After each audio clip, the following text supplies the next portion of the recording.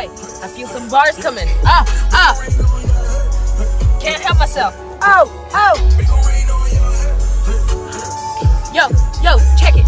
It's Troublemaker back on the scene. Marvel, baby, stay getting the green. Fly, spy, river, tribe all day, roaming with my king. And I'm ready to slay Black Panther like you knew I would. Underbite on the mic and Robin Hood.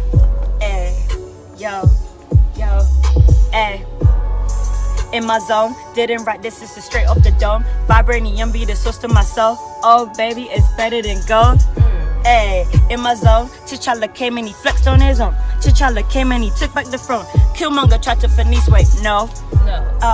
In my zone, King Kugler came and he did it again. Tell a friend, tell a friend, tell a friend. He's gonna come back and just do it again. Yeah.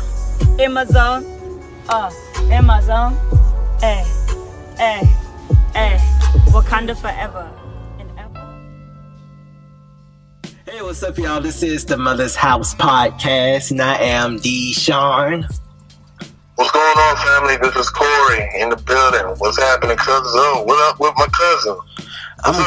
I'm great. Oh, yeah, we got another cousin on the line. So, I don't know. Okay, so I'm sorry. I always have a problem with this, and I really should have asked you this before we started recording. But do you like being called Bud, or do you like being called Joe? Or does it just not matter? Comfortable. Doesn't matter. Oh, okay, that's what's up. So we got Bud on the line. Yeah. So what's going on, cousin? How y'all doing? I'm awesome. Just got done working. Now we doing our podcast. About to talk about Black Panther again. It's like a Black Panther weekend, so. Alright. Literally.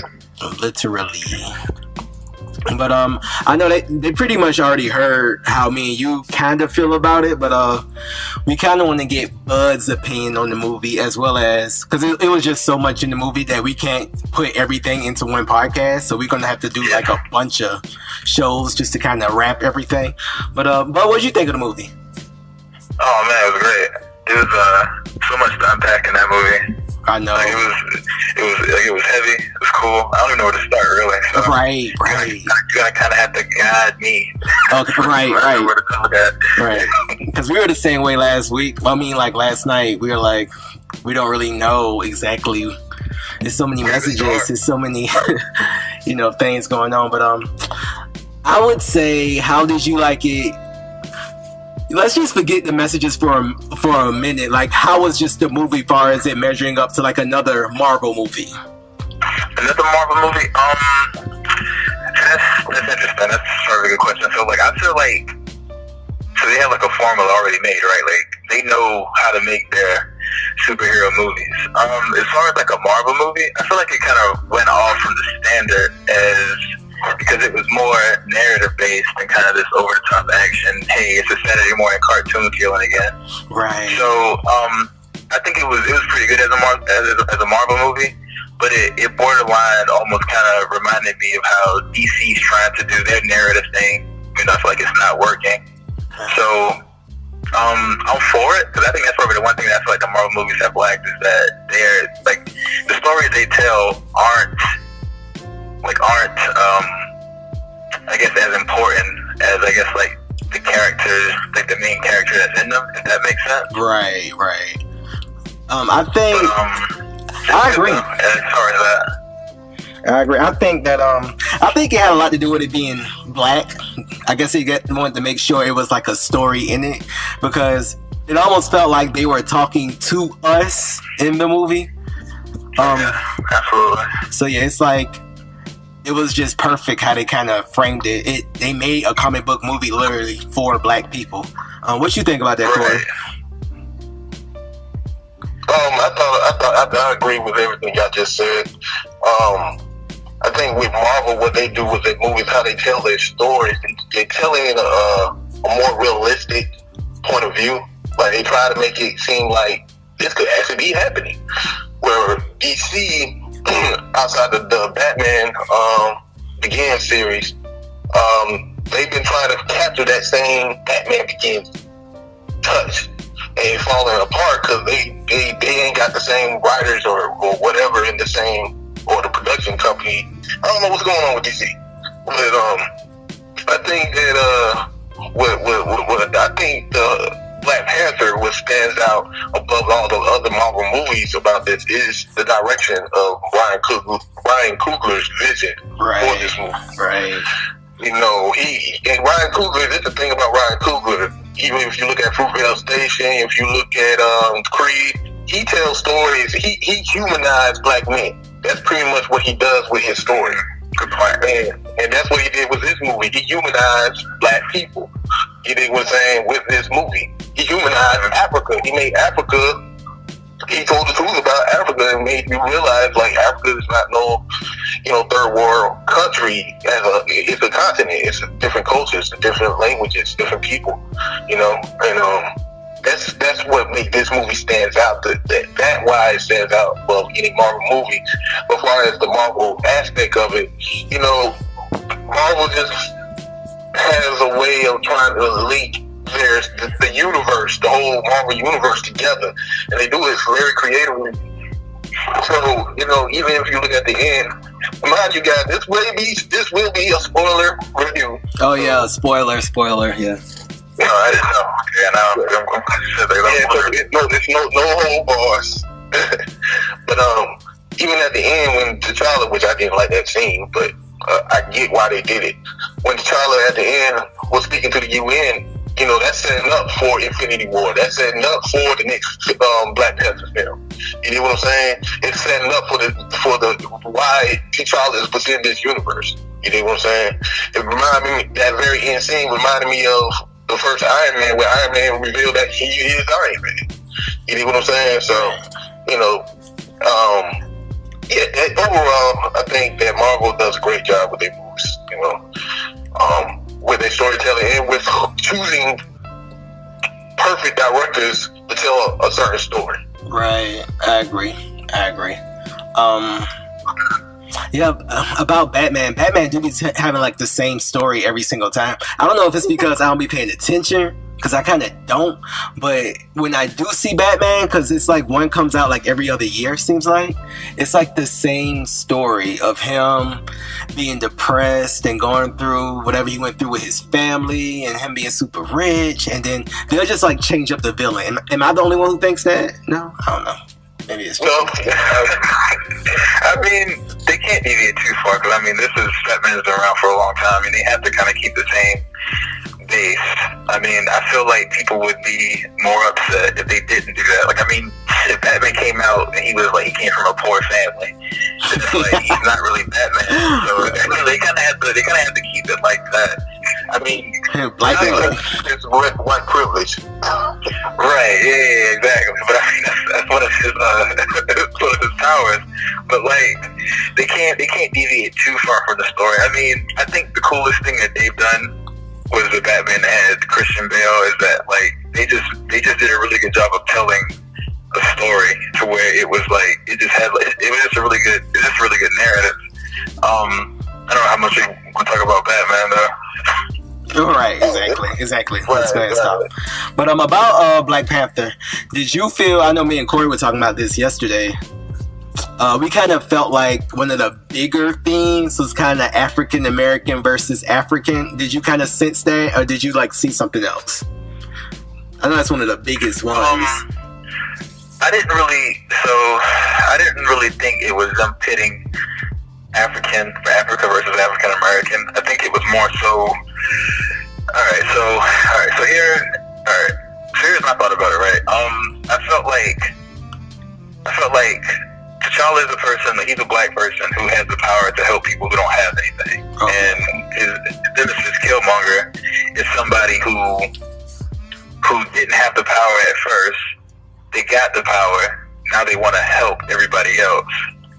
And so I don't think it was so much as them saying, here's Africa against African Americans. I think it was just saying, here's a type of black person versus another type of black person.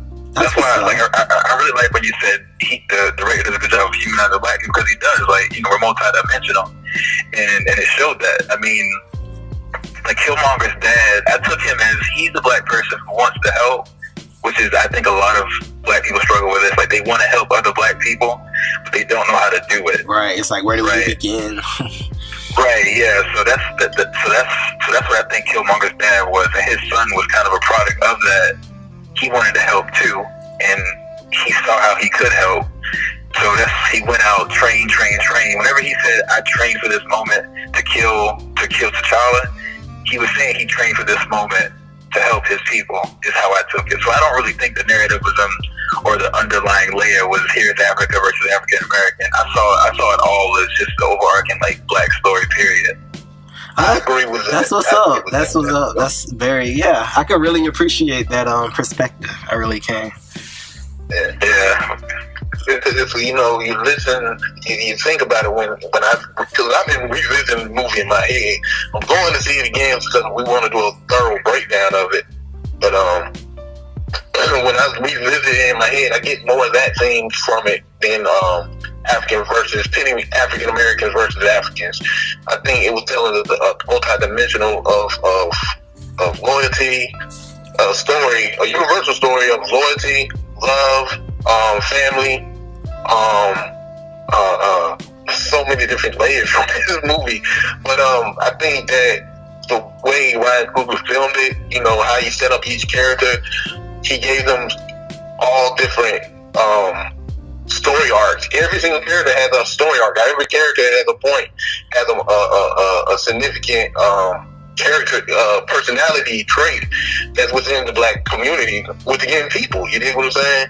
And when I was thinking about this movie, revisiting this movie in my head, I'm going back to when Louis K. Njoku,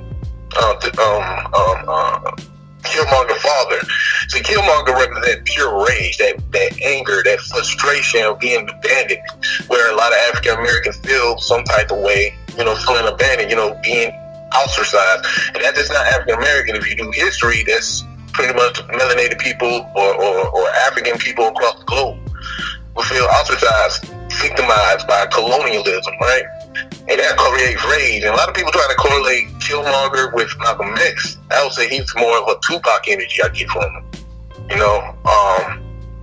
And when Ryan Coogler, when Njoku, his father, when he first, because I don't want to jump I'm about to jump too far ahead, so hold on. I want to hold up before I say what I'm about to say about that part. But okay. All right, I could chime in with something else that I just thought of before I forget this thought. Another thing, back to the point what I was talking about, each person embodying a type of, I guess like a black thought about, the shit we deal with. If you remember at the beginning of the movie, whenever T'Challa was talking to his sister, and they were talking about his different suits, and T'Challa said that he was like, well, I have my suit, my design. And I felt like that was also shadowing how he felt about Wakanda's way of life, which was not to help the outside world. He was like, this is my design, this is how my suit's been. But his sister said that everything could be improved. And I kept hearing the echo in the movie of them saying, this is good, but it could be better. Right. And that was another like that. And that was, in my mind, that was another case of that. Like, his sister was saying, yeah, you had this stuff and your gadgets and whatever, but I can make them better. Things can be improved. I thought that was really cool because that's really what it was about. I felt like T'Challa, including his dad, was all about keeping things the way that they're supposed to be. And even for them to be ahead of technology versus everyone in the world, they still didn't have the foresight to see that their way of life was not going to be able to sustain the way that they were thinking. Right. That's interesting. That is interesting. Yeah, man, it's a deep ass movie. It is deep. Like, you teaching me stuff about the movie. Right. Yeah, that's more perspectives on the movie than we already had. When I go watch it again, I'm gonna be like, damn, what the fuck? I didn't even know. But so Joe, do you think that's the symbolism of traditions? Like, you can hold on, you can maintain your tradition, but you have to evolve them. You can't just sit there and right. Exactly. Which is also mimicking how we in America black people in America are becoming kind of, complacent with our way of life. And the overarching thing in the story was that you had two forces. One was saying we need to protect ours and our own, which in T'Challa's case was his kingdom. And Killmonger was saying, no, we need to help everybody. And Mom was talking about this earlier. Like I was saying that she was saying kind of like, how do you help people and you don't have anything? And the whole idea was that, wait, I already said this. Yeah, like T'Challa had the ability to help. He was choosing not to. Right. And that's why, like, at the end of the movie, what did he do? He used his wealth, which is, even though we live in a capitalistic, society now, and now money is power, he used his wealth to give the kids in that city where he put the building at the resources. Because the whole thing is that, like, black people don't have the resources that that other people have. Right. And like vibranium is a resource. Like it's so many layers to this movie. It's crazy. I know. But like vibranium is a resource. The whole movie was evolved around vibranium, and the whole idea is that as black people, we need resources to be able to improve at the rate that we, would like to. Yeah, to compete with everybody else. Exactly. Yeah. Exactly. And even though Wakanda had resources, no one could compete with. No one could compete with Wakanda as far as technology goes. They had the resources, but they just didn't have the mind to use it in the best way, which is also kind of, I got it, but what do I do with it? Right. Yeah, it was crazy, man. Like it's, and I was sitting there thinking, like, it's so much going on, and we're like, I know, like a lot of, especially like I know it's going to touch like black people in a way. But I'm thinking, like, I know, like, white people are like, even though I couldn't tell they enjoy the movie. It's a nice movie, and they probably even like, oh, that's pretty cool that they're doing that. But as far as like the whole like the battle between like wanting to help, not knowing how to help, that's something that they're not gonna get. And that's something I also appreciate about the movie, because like for them it's a it's a Marvel movie, it's a black Marvel movie. It's a movie that has black people in mind, but for us, it was so much more. You know what I mean? Especially like being like at the age that we're at now, like it's just like it touched on so many points. Like it's just wild to me because it's literally an action movie, but it has so many layers to it. Right. What y'all think about the woman in the movie and the role of woman, or like the women. Just, you said what? You said the women in general, or like? Yeah, just like the role of women in the movie. Oh man, you can go ahead, Corey. So what I got from the movie, from all the beautiful women in the movie, I got that it shows that the reveredness that black men do have and black people do have for strong black women or black women in general. There was no weak character as a woman. She wasn't. None of the women were like, sitting idly by waiting for T'Challa to come save them. It was not that kind of story. The women took onus of their responsibilities and onus of their loyalty to their nation. You know what I'm saying? And they moved the nation as well.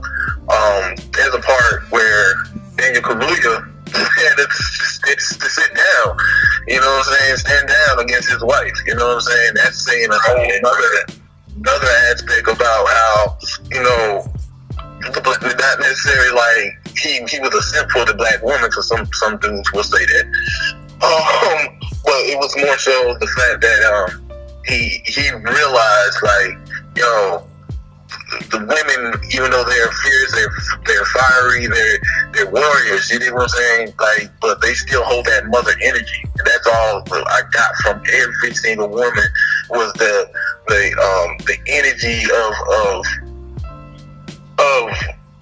nurturing, but also that nurturing of nurturing and building to help push, Wakanda to a whole nother level. I think Wakanda, the women in Wakanda were like the backbone of the whole story. They were the background of everything. Like, even T'Challa, he has to go to his sister for the technology. He had to lean on Okoye for her strength and her loyalty. He had to lean on Nakia for her mind and stealth. You think what I'm saying? He got to lean on his mother for his wisdom.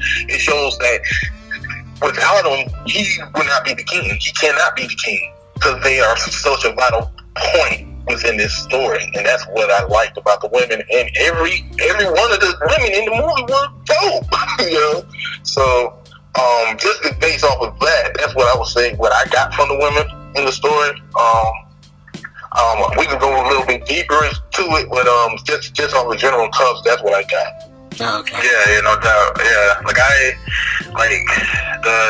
the part that spoke out to me was at the end whenever Okoye, I believe her name was, whenever she's been up against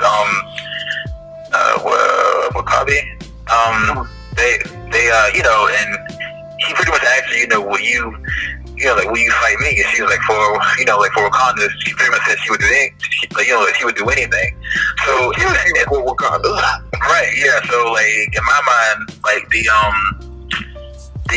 culture was more important than their love. You know, like essentially, which a lot of times you hear like a lot of like, you know, women, they'll sacrifice everything for the guy they're with, but in her mind, she's not willing to sacrifice like her people. And even the warrior, I can't remember what the squad is called, but the people that essentially protect King. You say it again? Dora Milaje. Okay, Dora Milaje. So even the one that was killed, she was willing to put her life, she's willing to put her life down for her people, and she knew it. She was okay with it. I thought that was kind of cool. And I also thought about how Daniel Kaluuya's character was selfish in a sense to where he felt like T'Challa wasn't living up to what he needed him to be. So he he essentially betrayed T'Challa, and I felt like that kind of showed like how selfish black men can be whenever it comes to doing what's best for their people or their family or whoever. Right. That was kind of cool. Right. And like T'Challa actually had to lean on somebody who challenged him earlier for the throne in order to have the ability to regain power for Wakanda. It just, you know, it was pretty much saying be careful. And remember when his dad was telling him, surround yourself with good people? Right. And I felt like that was like a, you know, people always say that, you know, surround the people that you want to, you know, you should surround yourself with good people. And essentially his closest friend, from what I could tell, outside of his sister, and in general, was Daniel Kaluuya's character, but he was the one that kind of turned his back. That made the whole usurp happen. You know, right. So I thought that's another thing, like the whole, like, you know, like watch your back, or, you know, be careful who you keep in your circle type thing.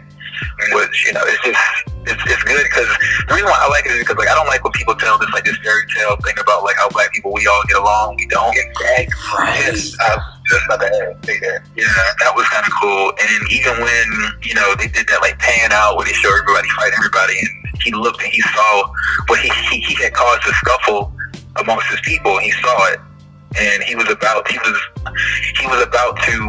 fight his wife or love of his life or whatever, just for, you know, what he thought was right, but his people were struggling right there in front of him, and then he realized it. I thought that was kind of cool too. Right. The woman almost reminded me of like a Pride of Lions. Like the oh yeah, no doubt. Yeah. That's a really good analogy. Yeah, no doubt. How like, you know, like when his mom made that suit thing, like even my mom was joking. She was saying, "Mom always knows." Remember when when he was about to die? Yeah, she made that purple stuff. You know, like give it to me, and she made him that chicken noodle to get him back. Like I thought that was kind of cool. You know, Mama knows how to always has all of the remedies or whatever. Like that was kind of dope. That was dope, right? It's like they were basically protecting him the whole movie. I loved how it's almost like his female bodyguards. It's like almost like they were married to the throne. Kind of like nuns are married to the throne. Like that's what we do. I don't care who I like. I don't care who it is. The throne is what I always protect. I always watch the throne. I thought that was dope too. Mm-hmm. Right. Like I think that's what the women in the movie supposed to represent. That the black women were always, you know, they loyal. Yeah, exactly. Yeah. Yeah, with the backbone. Like a lot of times people talk about, like, you know, like back in the civil rights movement and stuff like that.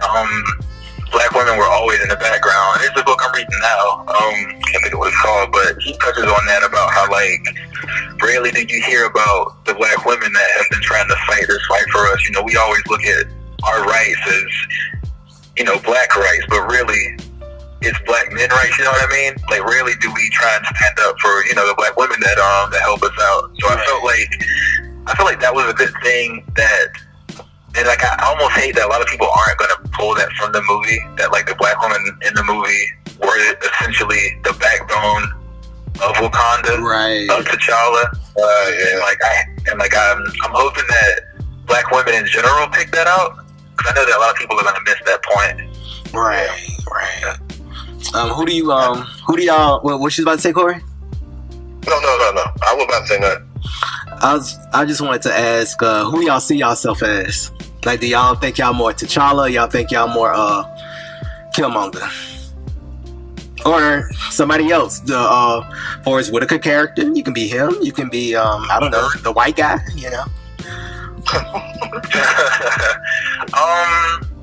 Oh man. I think I would mix. I'm doing this because I don't want to just pick one out. I think I would probably be a mix of what's the guy's name? Jojobu. Who's the guy? The one that M'Baku. The one who he fought, the first guy. Yeah, I think that I would see myself as him. It may be a mix of I don't know. I like Killmonger a lot, but I think that I would probably be him. Like, I would realize that that I'm not supposed to be the ruler, but I'm there to help out when the king falls. Essentially, because that's essentially what he did. Like, he didn't have to do that. Right. That's the thing about M'Baku's character. Shout out to Winston. He had the guy with the actual actor. Winston Duke. I loved him in this movie. He did such a great job. He was funny. He was charismatic. He demanded green. Like, everybody did. Every single person demanded. When he was on the scene, they demanded that scene. Yeah. And that scene whenever Ross was trying to speak, and it's like, you do not talk here. He's like, man, you don't fucked up America. You're not gonna come here. Right.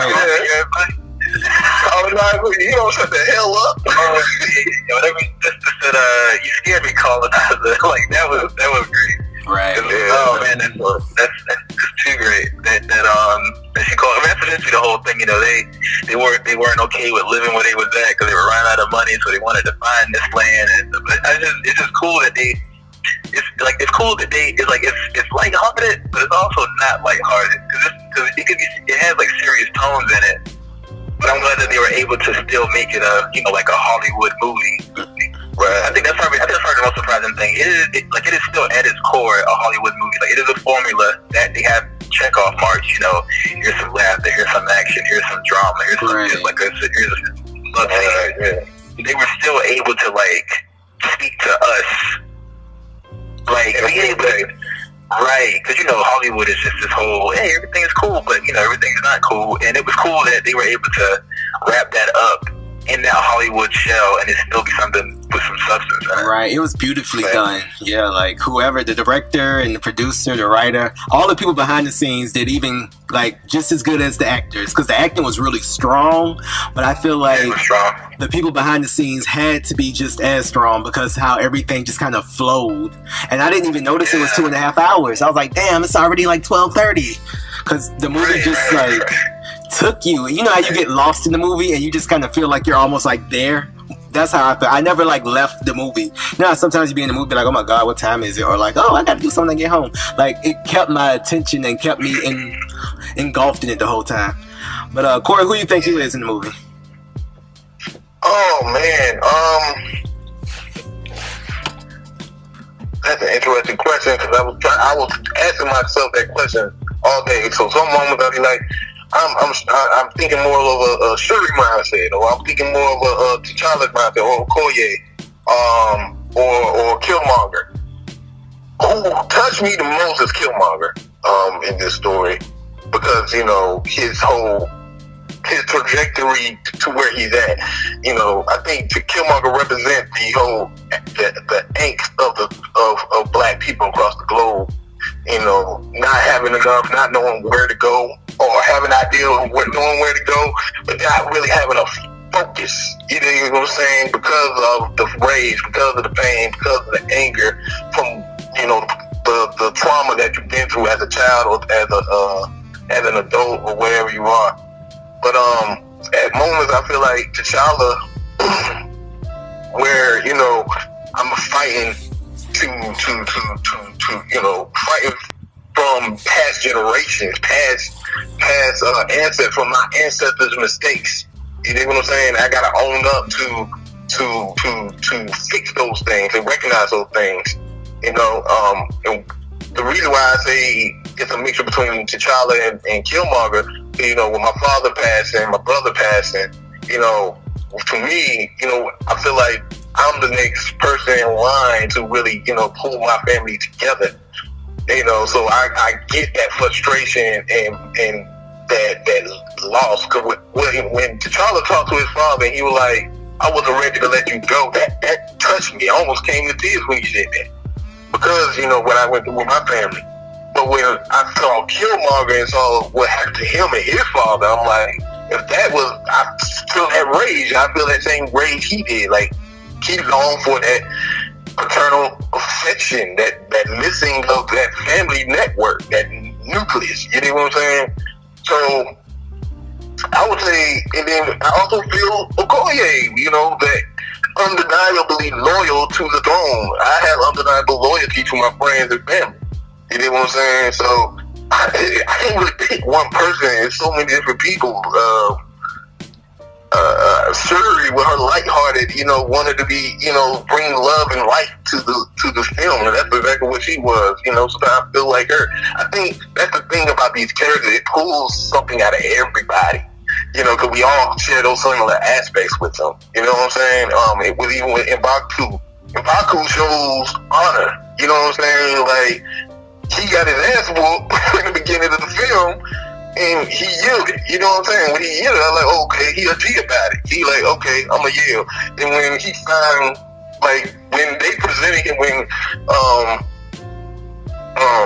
T'Challa's mother presented him the heart-shaped herb to give him the same powers as the Black Panther, he turned it down.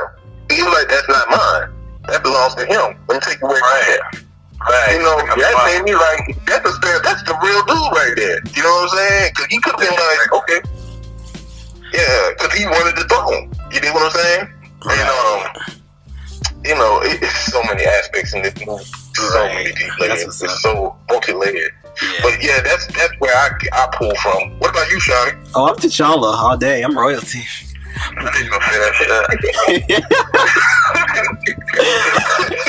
Because yesterday actually I thought I was Killmonger, but when I think about it, I am kind of T'Challa, because I feel like T'Challa has a good heart, and I feel like I have a good heart, and I think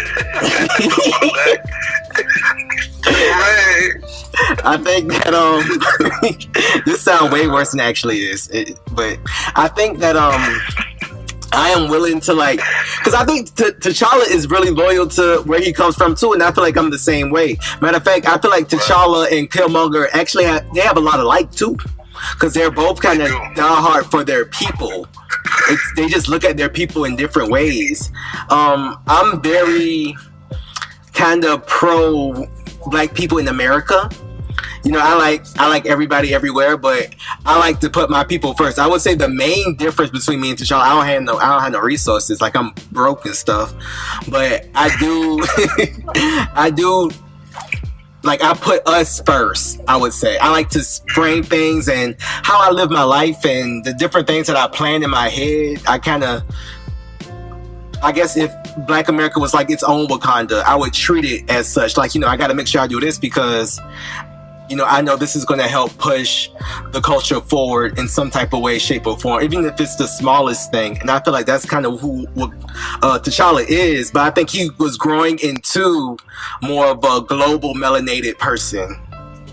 Right. Yeah. I think that's how you describe that aspect of T'Challa. I think that you could say, I feel more like T'Chaka, because that's what T'Chaka was. He died being that. You know what I'm saying?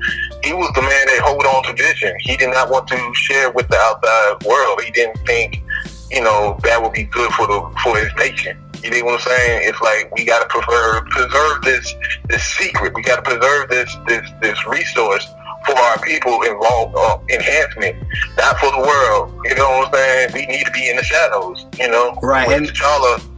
And I kind of get that because it's kind of like, can you afford to help everybody? You know, that's how I feel sometimes. I know that's selfish, but sometimes I just feel like you can do what you can. Like, don't. Yeah, that's what it's about. It's not about putting yourself. Right, overexerting yourself. To help other people. Right, exactly. Right. So yeah. Did y'all talk about the things people were putting on Twitter about getting like beat up at the showing? Did y'all talk about that? I heard that was a lie. Yeah, I heard that was a lie. No, that's what I'm saying. Yeah, I know. Like, I know it's a lie, but I'm saying that y'all talk about people like, you know, like making up this narrative, this thing about getting beat up, and like I don't know if y'all talk about if y'all mentioned that. Like, I know it's a lie. I didn't know if y'all just the craziness of that being a thing even. Nah, but you just mentioned it. We haven't talked about it. Okay, I was just wondering. I think I saw a post yesterday about it. Well, we can touch on it real quick. So how you feel about it, bud? I mean, it's just. I mean, it's just people being ignorant on the internet. I mean, that's really all it is. But beyond that, it's just that, like, why do it? Like, I don't understand that. And I don't want to waste a lot of time. I mean, because you don't talk about bullshit because it's bullshit. But it's like, why do it? Like, why even make it up? Like, why make that up that you're getting beat up at a movie theater about black people because they're telling you don't belong there? It's just like that's wild to me. It just goes to show you that, you know, that. It just goes to show you that people don't get it. Like, they still don't get it. And because you can be anonymous on the internet, that's not one of the worst things. Even though I think the internet is the greatest invention of all time up until this day. I think that's truly how I feel about it. That's really how I mean, it's information for everybody, but I kind of hate that people are able to do things like that. But I'm glad that these reputable news sites caught wind of it, and they're already saying people are lying about it, you know, versus it hitting, you know, the media chain or whatever, and people being unsure. But the first thing I heard about it was that it was a lie, which I think is kind of cool. Right. And, you know, they've been trying to sabotage that movie for the longest. Like, ever since they announced it, they started, like, stupid little Twitter arguments, you know, people instigating stuff, you know, the propaganda and stuff. Everybody on the internet is some type of troll anyway. So you already got to look at everything on the internet with kind of, you know, with a grain of salt. But, for sure. They definitely were trying, but it didn't work though. Seemed like it's going to be a pretty good movie. It didn't work. It didn't work, you know. I just think it's very telling because this story is very important. Not just to us, you know, as black men and black people, you know what I'm saying, or black women, you know, it's important to the culture, you know, and to humanity as well. As far as the images, even with the images of showing, you know, comedic type skyscrapers, you know what I'm saying? Like, we never seen African nation look like this, you know what I'm saying? We never seen nothing like this before, and that was the thing. You're gonna have the we call them what it is, racist. You know, you're gonna have the racist and the prejudice and bias come out. Like, even when if you listen to some of the other people who do reviews who saying it's a terrible movie, oh, this is the worst Marvel movie ever. You know what I'm saying? It's coming from a biased place. It's coming from a racist place. It's coming from a ignorant place. So we can't really put too much stock into it. And plus, I don't like talking too much about them. You know what I'm saying? Because this was a conversation for black people. Just other people are privy to it. You know what I'm saying? And I think Patrick Goldsmith said that. You know what I'm saying? And you know, he also, I like what he said on one of the interviews, Chadwick Boseman, when he was saying how in Hollywood, you know, had for so long, the reason why this movie got so much hype and got so much love for it being made is because, you know, for Hollywood, every time they do like a futuristic movie, black people are absent. And he's like, that's not realistic. You know what I'm saying? He said that, you know, even in the future, we'll still be here. You know what I'm saying? We're probably going to be the ones that create the future. You know, because as we done centuries ago. You know, we birthed language, we birthed civilization. You know what I'm saying? If you do the real, you know, deep studies of it. And I think that, you know, you got people out there who refuse to believe that or refuse to try to learn that. You know what I'm saying? And be okay with it. They'll still feel some type of way about it. Right. And then with the internet, you got people who just want like to get retweeted and they want attention. So they're gonna be like, okay, I see a bunch of black people are excited about this movie, so I'm gonna just talk shit just because I know they're gonna be mad and respond to me. I mean, you got black people who doing that, trying to get internet famous for some likes. For real. Right. Yeah. But let's piggyback to the story. So, how do y'all feel about T'Chaka, the father? I feel like with T'Chaka's character, I didn't like T'Chaka's character, because he was selfish. You know what I'm saying? He left a child and he killed his own brother and left his son. You know what I'm saying? You know, that pissed me off. You know what I'm saying? You know, when he did that to his brother, you know what I'm saying? I was like, you know, that's some cold-blooded stuff to do to your own blood and to your own family. You know what I'm saying? Just be look at that.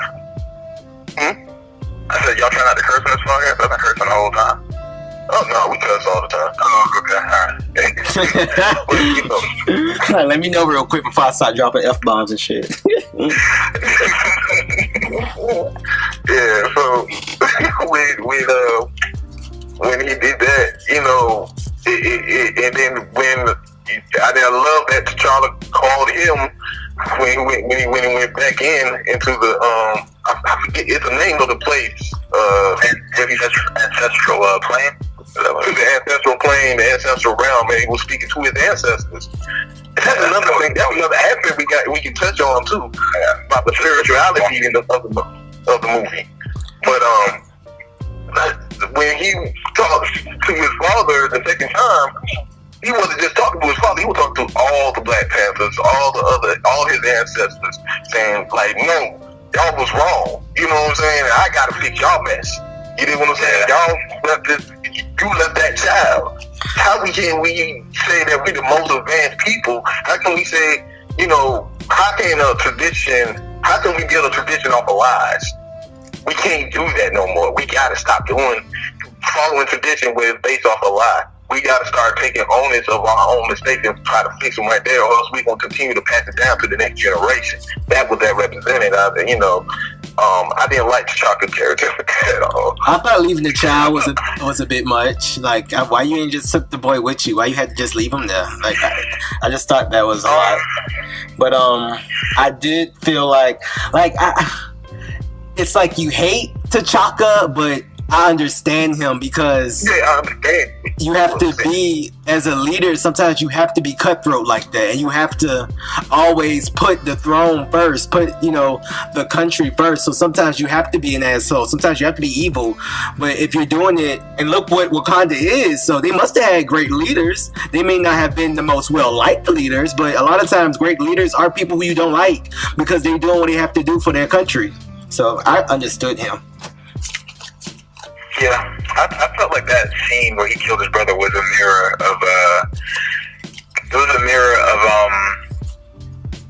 I don't know if I would directly say gang violence, but to me, like, I looked at it as like he killed his brother and he left his son, and what his son wanted, and like what his son wanted revenge, which is it's a tried and true, you know, story that goes on, but I really felt like I agree with him having to do that for the sake of the throne, because he didn't want to do it, like, right. But he felt like he had to. His brother had betrayed him. His brother betrayed him. His brother was trying to do something behind his back, and the quickest way to stop somebody from having any more influence is to get rid of them.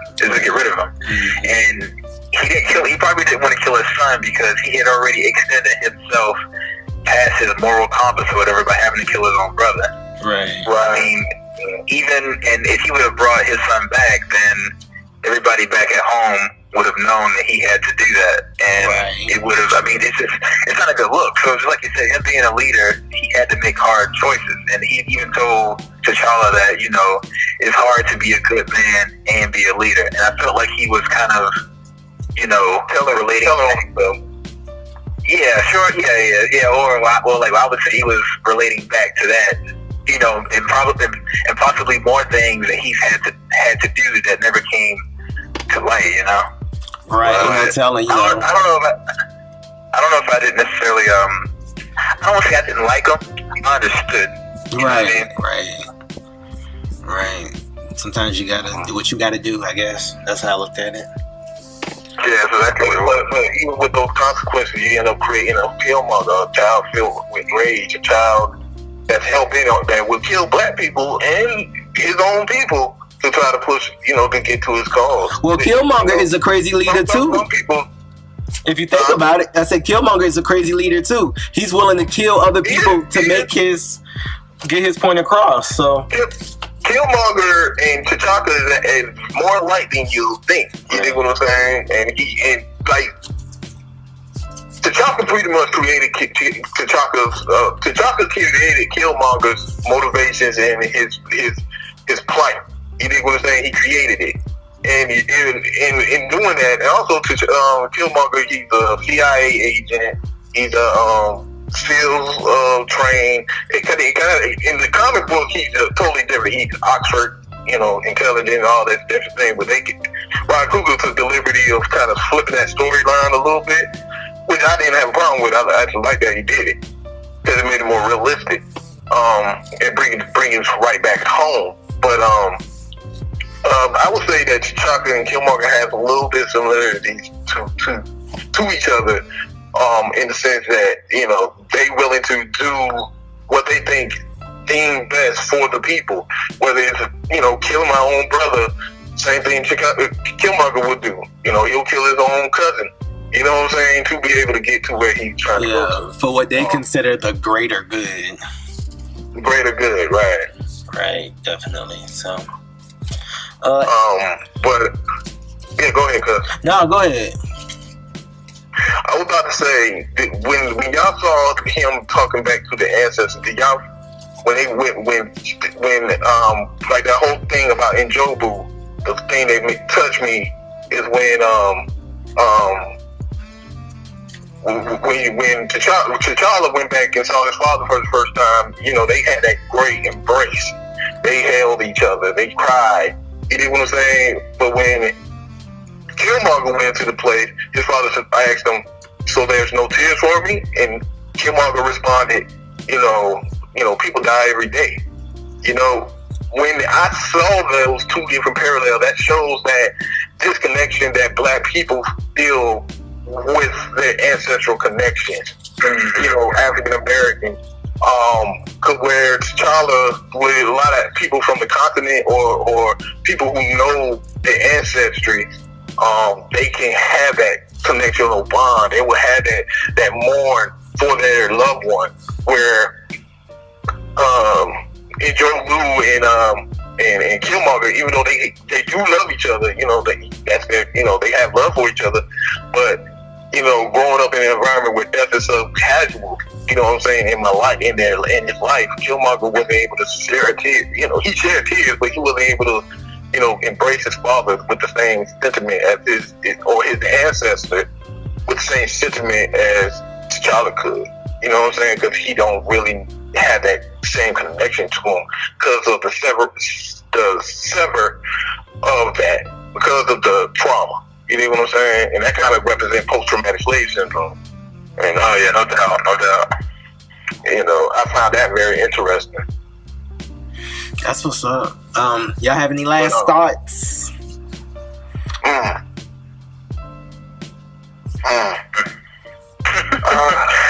trying to figure it out because there's so much to unpack. There's still a lot of stuff that we get so much to unpack from this movie. Right, but overall, for me, this movie is.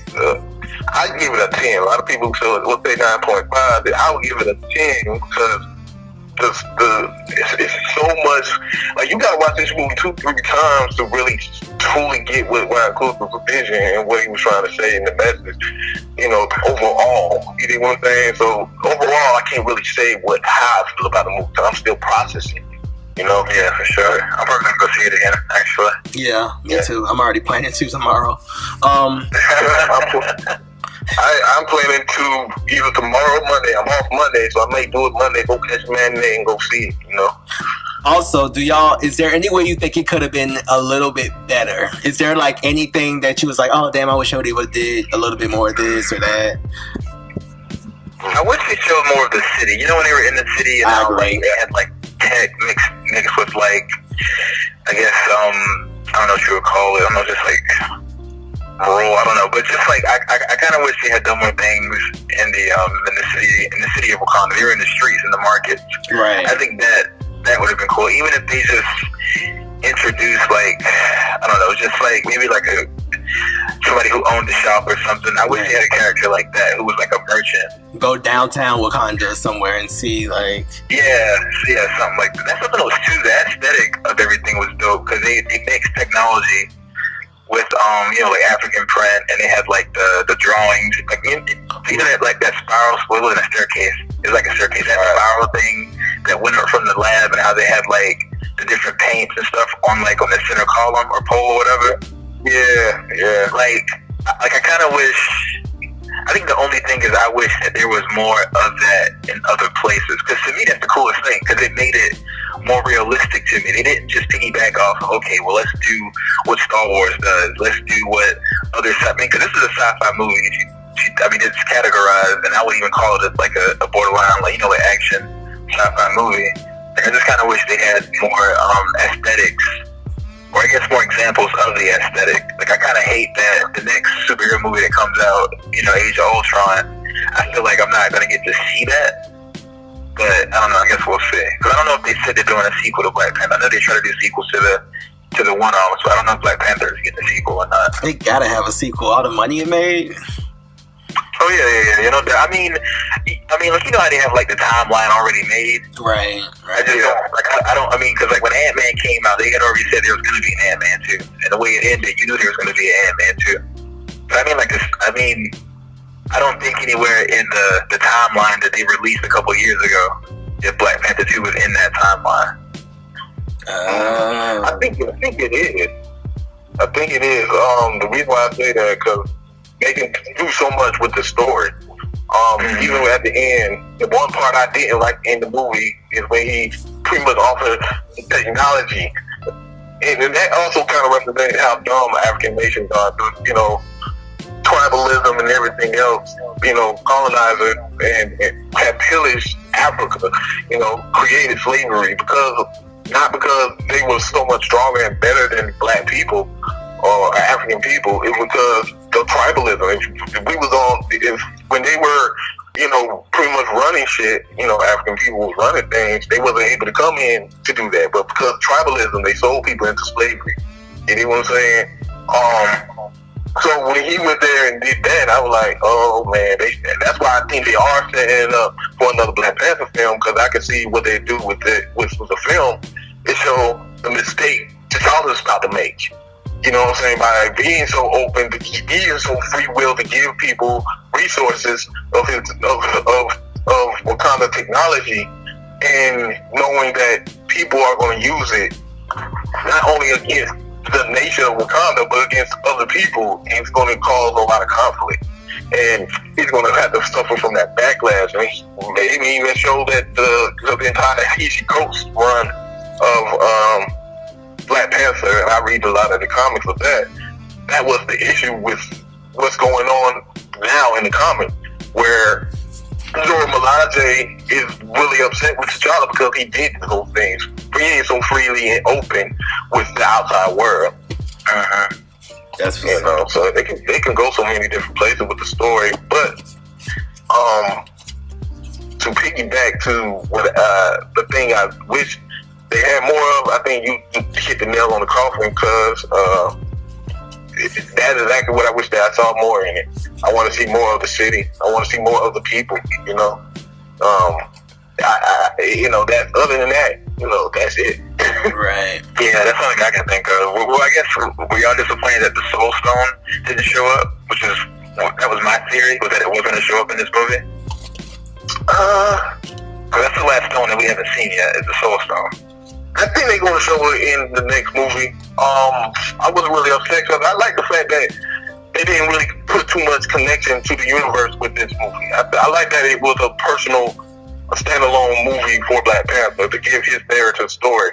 It wasn't Civil War. It wasn't Civil War. I like the fact that because when you introduce a new character, you got to feel for that character. And if you introduce too many people of the same people from the previous one, you will miss getting to know T'Challa. You know what I'm saying? Yeah. I hear you. That makes sense. Yeah.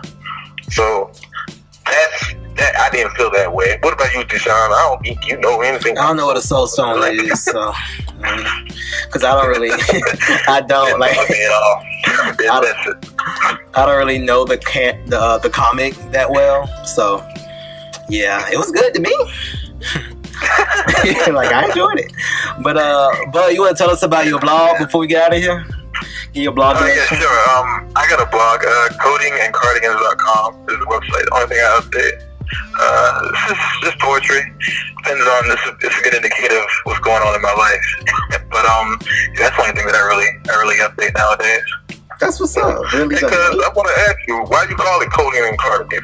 Coding and cardigans? Well, coding, programming, cardigans, and I kind of like wearing cardigans whenever it's cool outside. That's what I thought too, but I thought the same thing. I thought it was the same thing. So it's just a representation of who you are. Yeah, it's like the two things that are kind of, I guess, will be forever in my life: coding and cardigans. All right, loyal to the cardigan. I think it sounds good whenever you say it too. Yeah, that's what's and Shuri was amazing in this movie. I just want to say that, I love Shuri characters. Oh yeah, for sure. Yeah, I think she was the newest one of the main cast, like the most green. Yeah, and she did amazing. I mean, yeah, Letitia Wright, she did really good. But other than that, Corey, you got anything else you want to say? No, cuz I was just about to say, what else you want to say, cuz? It's on. So, we're going to wrap it up right there. Thank you, cousins, for letting us have this conversation. Anytime. We're going to have more often. We did last time we did this, we were talking about Roots. Now we're talking about, Black Panther, so. About Roots? Yeah, remember we did the Roots thing? That wasn't me. Yeah, I think that might have been Marty. I think that might have been Marty. That was Bud? No, that was Bud. No, I ain't never talked about Roots before. We did the Roots podcast. I'm gonna have to play it for y'all then, because I know we did it. That's funny. Okay. Hey man, your reality is your reality. I remember doing it. I'm gonna play it. I'm gonna send you the link in a minute. So, but we're gonna do more often than this. Bring other family members into the podcast, because this is the mother's house. Everything began at our grandmother's house. So, I dig it. It's a family up there. Yeah, for sure. But other than that, y'all, thank y'all for listening. Peace to the family. Peace and love and light to everyone out there in the world. And we'll catch y'all next time. Wakanda forever. Wakanda forever. I don't know why that's funny. Bye. I will not raise my daughter differently than my mother raised me. The rearing I got from my mother, words cannot express. I could live in any time, I could live in any country, I could live on any planet, and I would be fine. What was the key? What did your mother know? What truth was coming through your mother that's going to come through you to your daughter? My mother gave us aphorisms to learn as children. And there are two that stand out foremost in my mind. One is, the inner reality creates the outer form. I learned this when I was in grade school. I was very young. And the other is, the universe bears no ill to me. I bear no ill to it.